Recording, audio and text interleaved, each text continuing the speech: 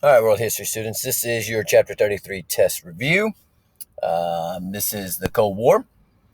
We're going to start off, immediately following World War II. Of course, Europe is in shambles. They're in ruin.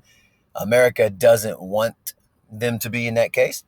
And so we give something called the Marshall Plan, which is $13 billion in aid. There's really two reasons for this. We want to fix Europe so that they will buy our stuff, so that there will be a good trading partner. And we also want to fix Europe so that they can be strong against communism. Um, Remember that Germany is divided following World War II, and the capital, Germany, Berlin, is also divided into East and West Berlin. Well, Berlin, the city, is in the Soviet sphere of Germany. And so Stalin shuts down the roads going into West Berlin because West Berlin is making him look bad because West Berlin is flourishing while East Berlin is not.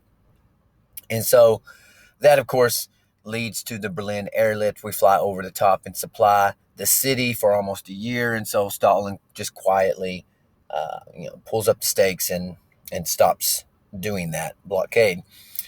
NATO was a uh, really a military alliance, the North Atlantic Treaty Organization. It's the United States and Canada with 10 other Western European countries.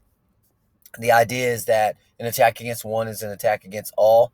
It was seen as very aggressive by the Soviet Union, who, of course, are going to answer with their own alliance a few years later called the Warsaw Pact, which was made up of Eastern European countries.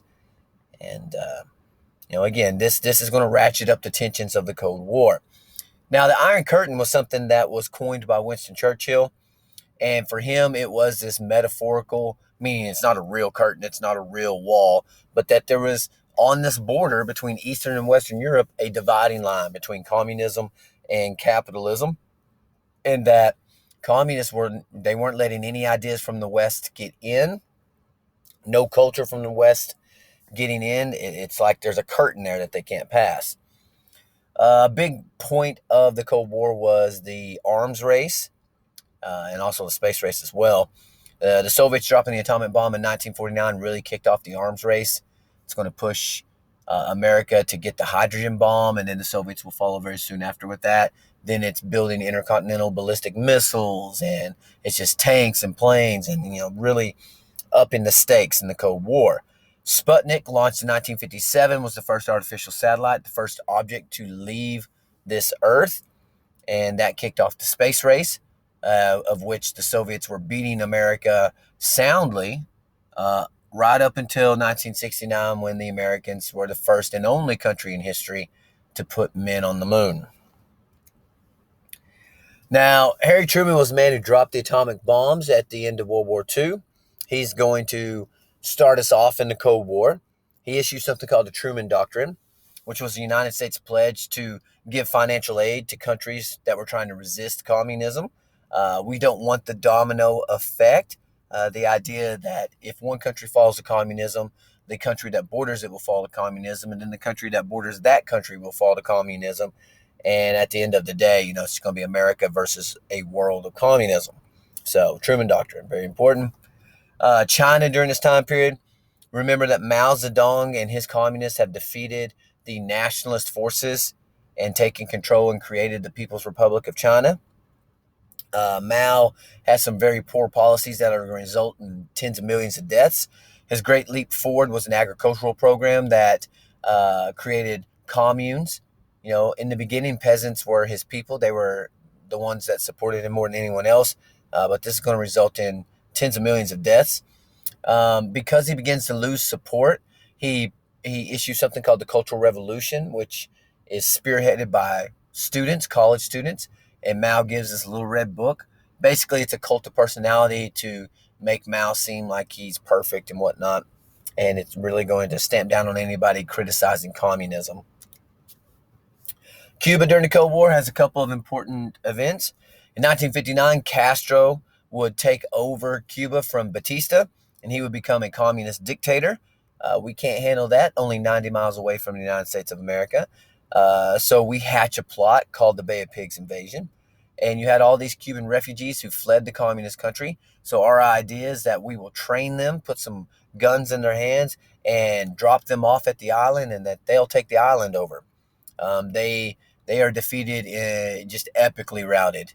Their number, there's only like 1,400 of them, and they're met with like 25,000 Cuban soldiers that were using Soviet tanks and equipment. So massive failure, makes America look like idiots.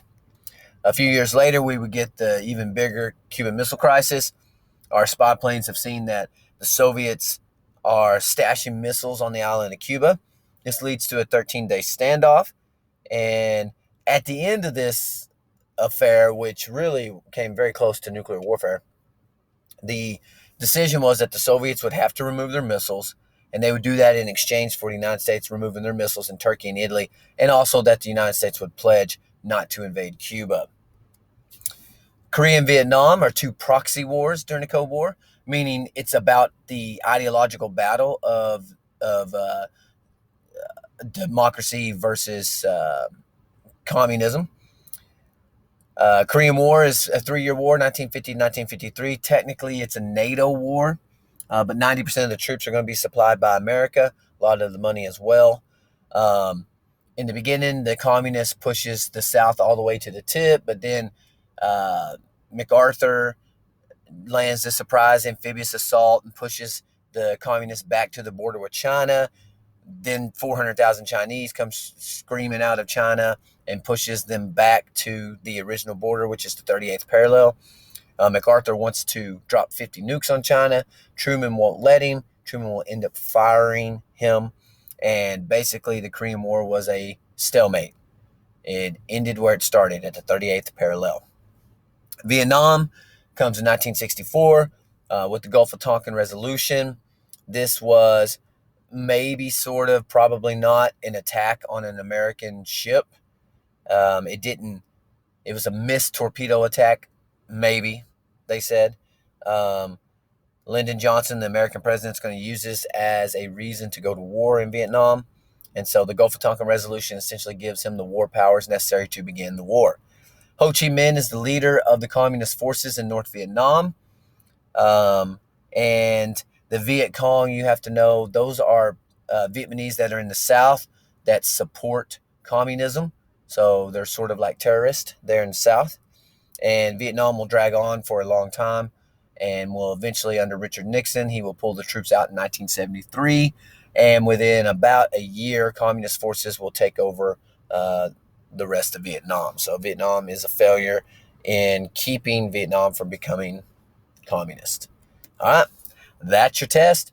You need to make note cards and study them. And if you do that, you will be successful. Good luck.